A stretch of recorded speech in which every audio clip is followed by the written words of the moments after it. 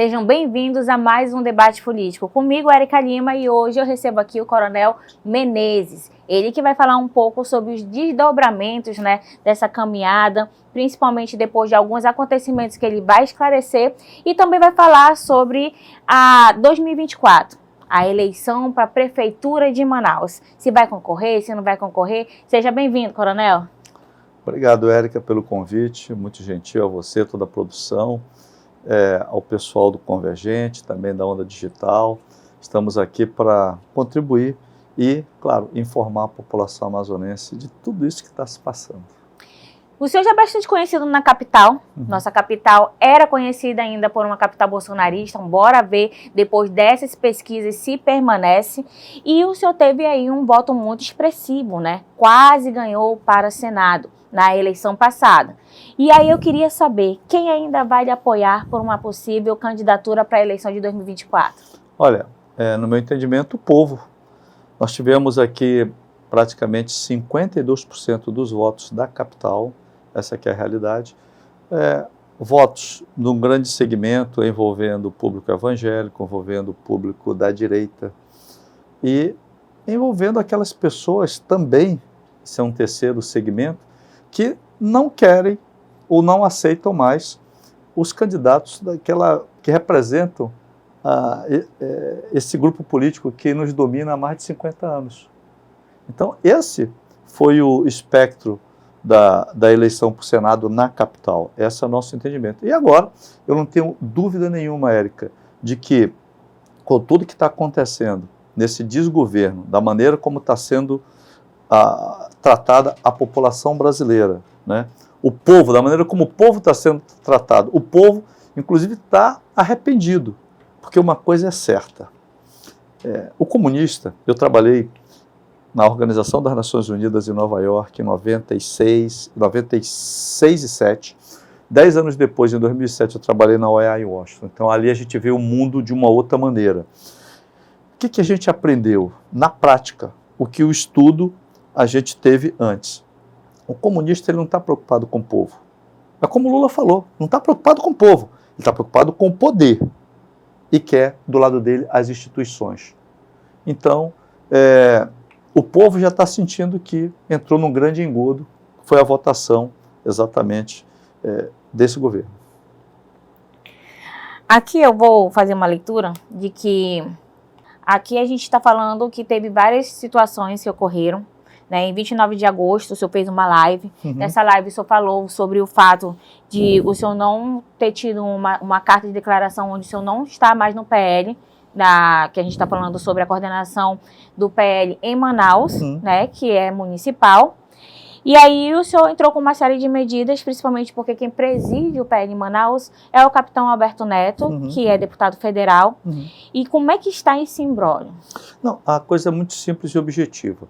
Em primeiro lugar, né, essa cúpula que nos domina há 50 anos se reuniu no início do ano, definiram quem vai ser o candidato a governo em 2026, né, a velha política reunida, definiram quem são os prováveis candidatos ao Senado, e aí tem que tirar do jogo, para 24, aquelas pessoas que incomodam a eles. Manaus vai ter um papel preponderante na eleição de 2026. E os candidatos já estão aí a governo, eles já estão falando abertamente. Eu quero dizer para você que está me escutando que o único político que não é comprado e que não é caudatário desse grupo político sou eu. O resto, deputado Alberto Neto e Companhia Limitada, e mais um pessoal de grupos que se dizem de direita ou conservadores. Esses grupos, não o povo, esses grupos que são alimentados pela prefeitura e por esses candidatos da velha política, armaram uma trama para tentar me tirar desse jogo, porque a quem interessa tirar o Coronel Menezes do PL? Exatamente a esse público que vai concorrer a 24, que vai apoiar esses prováveis candidatos ao governo e Senado em 26, simples dessa maneira. E o Alberto simplesmente se prestou a esse jogo. Deve ter aí recebido aí umas benesses, é o que se comenta, muito, muito forte, né? E fez isso de uma maneira atabalhoada. Por quê? Houve uma convocação, primeiro, né? eu quero dizer que eu não fiz nenhum ataque ao Alberto. Eu simplesmente fiz uma live Aqui. e coloquei na live o que o povo do Amazonas e da cidade de Manaus sentiu quando ele votou contra a reforma. Votou contra a Zona Franca de Manaus. Olha a coisa. Todo mundo aqui ele foi rechaçado publicamente por todos os órgãos de imprensa, inclusive um grande apresentador aqui falou que ele era um traidor do Amazonas, porque quando uma das primeiras bandeiras para qualquer político do Estado, quando é entrevistado, ele fala, não, a gente vai defender a Zona Franca. E no momento que ele tinha que defender, ele votou contra. E olha interessante, ele votou contra aí, mas no arcabouço, 3 semanas depois, ele votou a favor do governo. É uma contradição. Então, toda a imprensa foi para cima dele e eu me posicionei. Então, não ataquei, eu simplesmente disse, olha, ele não é traidor, ele é Judas. Aí ele ficou chateadinho. E essa palavra ajuda, o senhor se arrepende de ter falado isso? De maneira nenhuma. Dos resultados que ocorreram? De maneira nenhuma. Olha, ele traiu o povo, continua. Não tiro nada do que falei, Érica, entendeu? Por quê? E simplesmente ali eu mostrei que ele era cínico, hipócrita e oportunista. Por quê? Porque ele não cumpre o que promete. Ele tinha um compromisso lá com o partido dele antigo, como ele se candidatou nas eleições de 20, e foi feito um acordo com o presidente do partido dele, que é um deputado federal, né, Marcos Pereira, para que o partido daria para ele se candidatar em 20, o cara tinha sido recém-eleito deputado federal, então ele queria ser prefeito já em 20. Chegou aqui na cidade um dia desse. E aí o Marcos Pereira falou para ele, olha, a gente te dá o partido, te dá a legenda, te dá o recurso, só que você tem que ficar no partido em 22. Ele topou. E o que ele fez? Mudou de partido. Isso a gente falou, então não é nenhum ataque. O resto que ele traiu a Zona Franca, todo mundo está sabendo. E simplesmente eu falei isso. E o que ele prometeu, ele não cumpriu. Ponto. Aqui o senhor colocou nas suas redes sociais, nessa live, e o senhor publicou também nas suas redes sociais que, inclusive, o ex-presidente Bolsonaro teria passado por um procedimento cirúrgico, né? Sim. O senhor disse, meu padrinho político é o ex-presidente Bolsonaro. Ninguém mais no Amazonas pode dizer isso. Em 2020, Alberto Neto fez um acordo político com o presidente do Republicanos, Marco Pereira, que é o que o senhor está colocando aqui. É isso aí. Dentro desse imbróglio, tem algum outro partido que entrou em contato com você, que disse assim, olha, vem pra cá com a gente? Não, isso está no momento... Tá sendo pensado isso? Tem essa hipótese? Olha, claro que tem. Deixa eu te falar uma coisa. Essa trama toda, como eu te falei, isso foi construído com a aquiescência de muitas pessoas, inclusive dentro do PL. E quando o Alberto assumiu o municipal, já era com um objetivo. E isso é muito claro. É só você. Todos os analistas políticos estão vendo exatamente essa mesma fotografia. Por que o Alberto tem interesse em tirar o Menezes? Porque tem um jogo de poder muito forte por detrás disso aí, envolvendo os grandes caciques do Estado. E o Alberto praticamente se vendeu para isso. Essa que é a realidade. Porque interessa a quem? Me tirar do partido, onde eu tive praticamente 52% da votação em Manaus, com a ligação que a gente tem com o presidente e tudo. O que a gente fez? Eu não posso expressar a minha opinião de que um ato que ele fez e tornou. Agora, interessante para você que está aí é exatamente isso. Saber que existe uma trama dessas pessoas, porque elas estão ligadas a segmentos da velha política, segmentos de pessoas que querem governar o Estado em 26. E essa maneira de tratar as pessoas que não são ligadas a eles é exatamente isso, te afastar do jogo político. E isso que eles sempre fizeram. E o Alberto se prestou a isso, e outros também, claro, dentro do partido que nós estamos, tem gente que tem contratos vultuosos com a prefeitura e interesses esses em jogo. Uma coisa é certa, o Alberto tem uma ligação, ele é caudatário. O padrinho político dele, como você falou, eu repito, o meu padrinho político é o presidente Bolsonaro e continua sendo. O padrinho político dele é quem financiou a primeira eleição dele, financiou forte com dinheiro e é exatamente a pessoa que quer governar o Estado em 26 e está trabalhando muito forte para isso. E ele está trabalhando, o Alberto, a favor dele. A gente entendendo sobre tudo isso e a gente foi acompanhando, houve um pronunciamento da sua filha, Débora Menezes, deputada estadual aqui do estado do Amazonas, e isso teve uma grande força, porque isso teve uma grande repercussão. Como é que está essa relação? né? A Débora também é do PL, né? Relação de quê? No caso, se o senhor sair, que o senhor está ainda nessa situação com o PL, ela também tem possibilidade de sair ou são coisas diferentes? Olha, não, deixa eu te falar. Em primeiro lugar, muito abertamente, falando a você que está nos escutando, eu não pedi para minha filha entrar nesse jogo. Tá? Então, o que ela fez é como política, não como filha. Esse papo de que não, que ela tem que defender o pai, isso não existe. Isso não partiu de mim. Essa que é a realidade. Tá? Agora, a vida política dela, ela dirige. Eu não tenho nenhuma interferência. Por exemplo, as pessoas que trabalham com minha filha sabem disso. Eu não indiquei ninguém para trabalhar no gabinete dela, eu não tenho interferência nenhuma nos projetos políticos dela. Ela é autônoma para fazer aquilo que o povo colocou ela para fazer. Exatamente o trabalho que ela está sendo feito lá. E a relação dela com o Alberto, ela conhece muito bem, sabe por quê? Esse cínico prometeu, num acordo que foi feito para que a gente pudesse caminhar junto nessa eleição do Senado, ele prometeu um determinado apoio que não cumpriu. E depois, agora, fulcro exatamente disso que ele disse, olha, o Menezes está me atacando, o Menezes não é homem de atacar, tá? O Menezes é homem de falar a verdade. E é exatamente isso que incomoda essa pessoa como ele.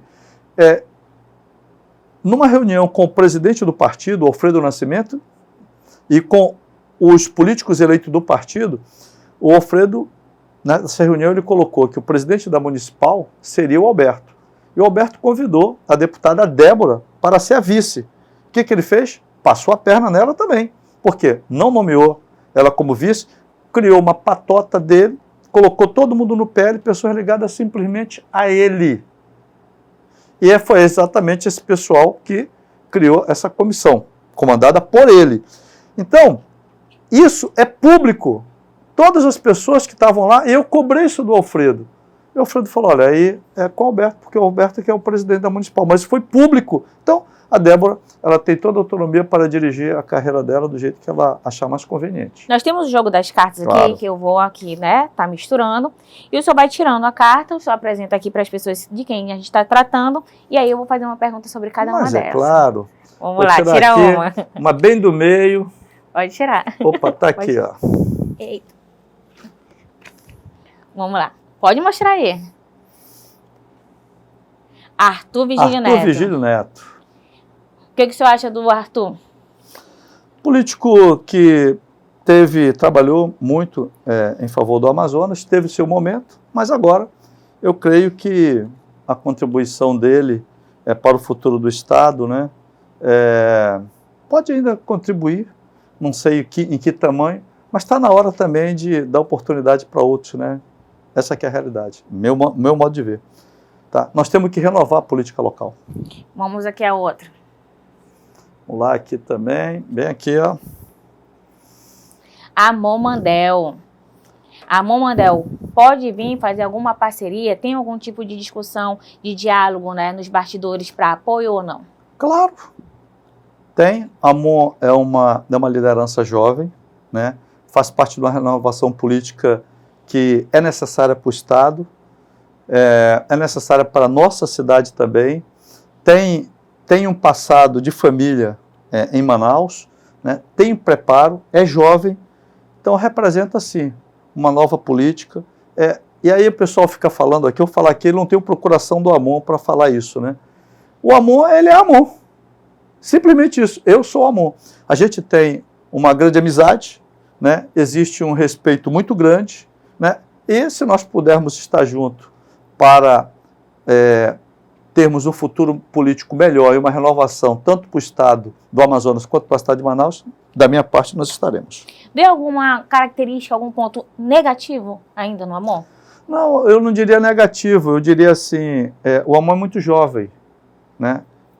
Tem sonhos, então eu creio que a gente pode unir essa juventude dele com o preparo, com a tecnologia, porque uma grande parte da população hoje de Manaus, ela é jovem.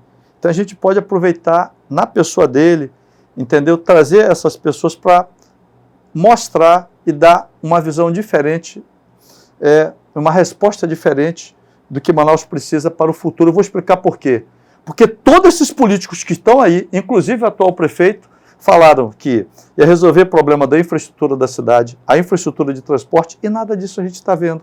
Então a gente tem que partir para aquelas pessoas que ainda não tiveram oportunidade, seja na política, né, seja jovem. Terceira carta. Vou colocar aqui essa daqui. Vamos lá. Presidente Lula, como que o senhor avalia aí cerca de 8 meses de gestão do presidente Lula? Maior erro político, isso aqui é a maior desgraça que o Brasil já tem.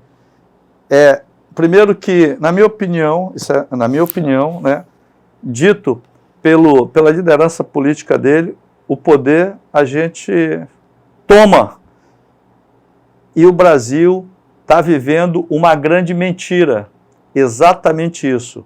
O nosso país está vivendo uma grande mentira. Agora, o povo vai pagar exatamente por essa escolha. Os políticos vão pagar, porque nós não vemos ainda aqui no Estado, poucos são os políticos que têm se colocado contra exatamente a esse desmando desse desgoverno. Por quê? Economia vai mal, inadimplência lá em cima,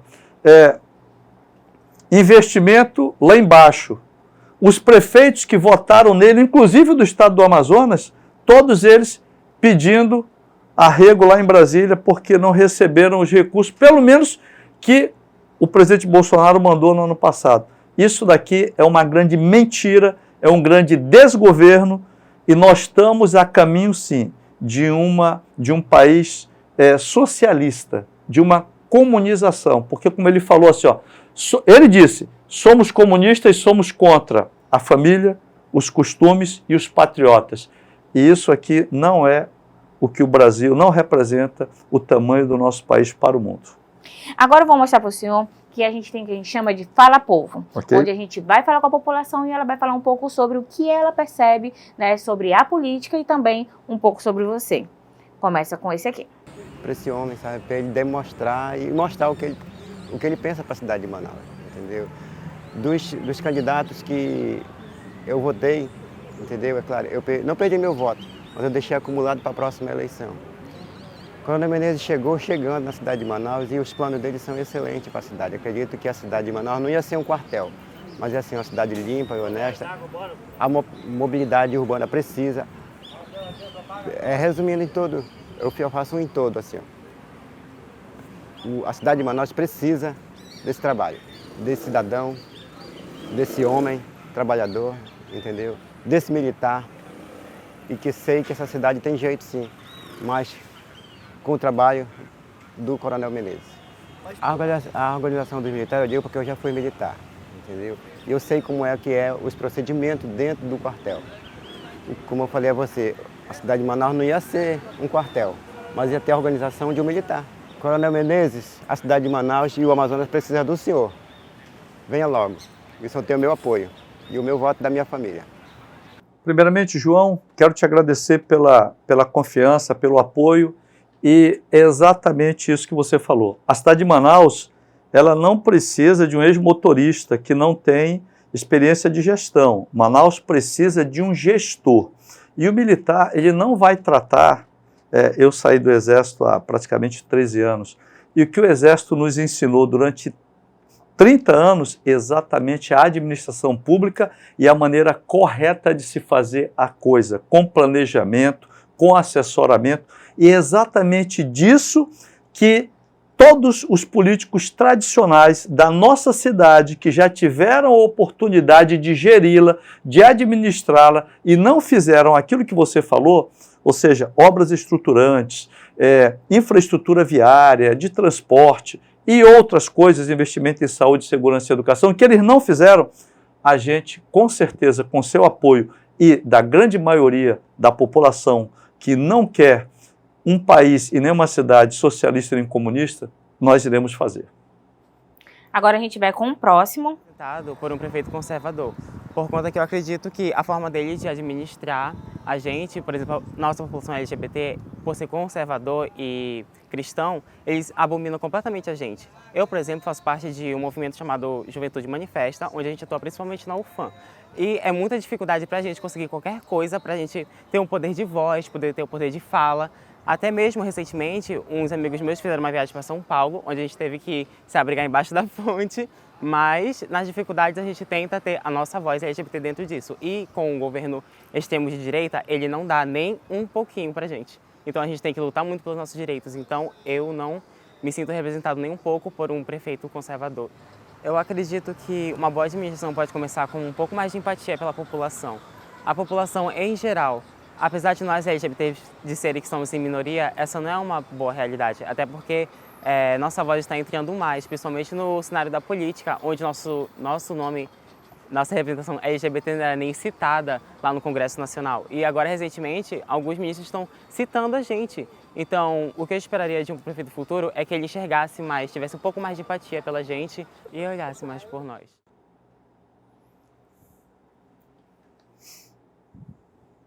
Você pode comentar? Eric, em primeiro lugar, eu agradeço aí a sua participação em nome da Érica aqui, né, do Portal Convergente, também da Onda Digital, dizer que, no meu caso, né, eu sou cristão, realmente, sou de direita. Agora, eu tenho um princípio, a gente tem que respeitar, e nós militares sabemos disso, eu tive uma formação e fui preparado para isso, a gente respeita todo ser humano. Como cristão, a gente respeita todo ser humano da maneira como ele é, tendo direito à vida. Então, é exatamente isso daí. Agora, claro, tem as suas preferências e dentro de uma gestão no futuro nossa, todos serão tratados da maneira igual, por serem pessoas comuns. Tá? É isso que a gente pensa, com todo respeito, com toda a dignidade que a pessoa merece. O bom é que a gente agora, o senhor respondeu todas essas perguntas do nosso Fala Povo, e agora a gente vai retomar a uma outra questão, que é um princípio bem que tem que ser discutido entre a gente, principalmente para a população, entender, né, quem é o Coronel Menezes. Coronel, quando o senhor fala sobre comunismo, né, e o senhor fala sobre uma corrente ideológica sua, essa corrente ideológica que o senhor defende, ela fala muito sobre o combate ao comunismo. O senhor acredita que o comunismo ainda exista? Claro, não, Érica, veja bem, a questão, eu gostei da sua pergunta e eu quero dizer primeiramente o seguinte, o Brasil acordou. Quando a gente fala de comunismo, a gente fala de retrocesso, a gente fala de perseguição ao povo, de vingança, a gente fala de uma economia fechada e eu não faço parte exatamente dessa ideologia ou desse modus operandi de pensar. Eu acho que você vai concordar comigo e a maioria das pessoas que estão nos assistindo. No comunismo, não é você que define o futuro dos teus filhos, é o partido. Eu quero ter nascido, como eu nasci no meu país, no Brasil, e ter o direito de que o Estado ou o meu filho tenha as oportunidades de escolher aquilo que ele queira ser, trabalhar incessantemente para conquistar aquilo que ele deseja. Isso num país socialista ou num país comunista, que o nome tudo é a mesma coisa, você não terá. Eu não quero que a minha geração, eu acho que você vai concordar comigo também, tá? E a grande maioria das pessoas que estão nos assistindo, o Estado tutele e eu tenha que ficar uma vida inteira recebendo cesta básica, eu, povo, sem ter a oportunidade de crescer e de me realizar. Então, faço parte, sim, de uma abertura econômica, em que o país possa transacionar com todos, em que o seu dinheiro, o dinheiro do seu imposto, é isso que eu defendo, tá? Ele venha para você, na saúde, na educação e na segurança. Ele não vá para países como Cuba, como Venezuela, como Argentina, em que o agricultor brasileiro do agronegócio, ele receba os incentivos do Estado, do seu imposto, para que isso seja colocado aqui, e não para a gente beneficiar outros países. É exatamente isso que eu defendo. E o comunismo, eu vou colocar uma linguagem que o Lula falou, porque ela é pública. Ele falou o seguinte: nós nos orgulhamos de ser comunista, porque nós sempre combatemos os costumes, a família e os patriotas. Então eu quero estar num país em que a minha bandeira, em que o meu hino seja cultuado. É exatamente isso. É isso que eu defendo. Quando o senhor falou sobre isso, eu achei interessante, eu fui acompanhando sua linha de raciocínio, o senhor fala justamente que, por exemplo, o ex-presidente Bolsonaro é seu padrinho político, o senhor defende as ideologias que são construídas fortemente, inclusive no período que ele estava no poder, porém, as políticas de transferência de renda como Bolsa Família, elas cresceram, né? No tempo de governo dele. Como é que o senhor explica isso, já que isso é muito próximo do ex-presidente? Olha bem, você falou exatamente isso. Olha, o Brasil é um país continental. Eu cursei a Escola Superior de Guerra. O Brasil é um país continental. Uma das tônicas de governos socialista e comunista é fomentar a miséria. Porque quanto mais o povo for miserável, mais dependente do Estado ele fica. Veja a Venezuela, veja Cuba. Então, o povo quer trabalhar, mas ele fica dependente de quem? Do Estado. O Estado regula tudo. Nós queremos que o Estado seja enxuto. Agora, o Brasil, principalmente o Nordeste brasileiro, aqui no interior do estado do Amazonas, essa liderança política que nos governa há 50 anos sabe manipular o povo. Tira dinheiro do próprio povo e devolve para o povo em forma de migalha, em forma de alguns adereços em momentos de eleição, de cesta básica e tudo. Esse povo vai continuar dependente dessa classe política. Nós queremos dar educação com qualidade. É disso que nós estamos falando. Então, quanto mais miserável o povo for, principalmente o povo lá do interiorzão do estado, nós temos 62 municípios. 17 desses 62 municípios são dados tabulados no governo federal. São totalmente dependentes do FPM, do Fundo de Participação do Município, porque não tem renda. Então nós sabemos, quem passa pela Escola Superior de Guerra, quem estuda o Brasil e quem conhece o país, sabe que existe bolsões de miséria. Então, você tem que ajudar. Mas você tem que ajudar de uma seguinte maneira: dar condição dele sair dessa miséria, dar educação e condição dele voar e se realizar. E não que ele fique eternamente na miséria, caudatário e dependente dela. É exatamente isso que o socialismo e o comunismo faz. Deixa o povo dependente. Vamos aproveitar para a gente finalizando. O que o senhor está achando dessa delação premiada do Cid? Não tenho conhecimento, não sei. Seria hipocrisia minha falar alguma coisa nesse sentido. Porque ele é do Exército também, né? Que tinha uma relação muito próxima. Não, mas olha, o que a imprensa está falando, na realidade, não é verdade. Vamos esperar para ver o documento, para ver se realmente aquilo que essa imprensa que está comprada, que era essa que diz que o país está crescendo, está se desenvolvendo, essa imprensa que eu estou falando. Não é aquela que está colocando a verdade, mas essa que está comprada está dizendo do Cid. Vamos ver se é verdade. Coronel Menezes, eu quero agradecer a sua presença aqui no Debate Político. A nossa conversa foi bastante franca, assim como o senhor sempre é. E aí eu estou deixando à disposição para o senhor mandar a última mensagem aqui para quem está assistindo a gente. Dizer para você que temos esperança no nosso país, no nosso estado e também na nossa cidade. Com certeza, esse sistema político que está aí, ou essa ideologia, não é aquilo que o país merece, mas nós temos que entender que, lamentavelmente, uma parte da população, escolheu, e nós estamos pagando esse preço. Só temos uma maneira de melhorar isso. Vamos reverter isso na próxima eleição. Falando da nossa cidade, principalmente, porque a próxima eleição é cidade. Todos esses que estão aí tiveram oportunidade de melhorá-la e não fizeram. Muitas promessas, Veneza Brasileira, BRT, obras estruturantes, viadutos que não saíram, e o nosso transporte público continua do mesmo jeito, a saúde continua do mesmo jeito. Então, há sim esperança, e nós queremos ser e seremos um candidato que você poderá ter à sua disposição para mudar a nossa cidade, o nosso estado e colaborar para a mudança do nosso Brasil em 26. Muito obrigado, que Deus abençoe a todos. E essa nossa conversa não termina por aqui. Você pode estar acompanhando o nosso debate político pelo YouTube do Convergente. Eu e Coronel Menezes vamos estar conversando por lá. Acompanhe a gente.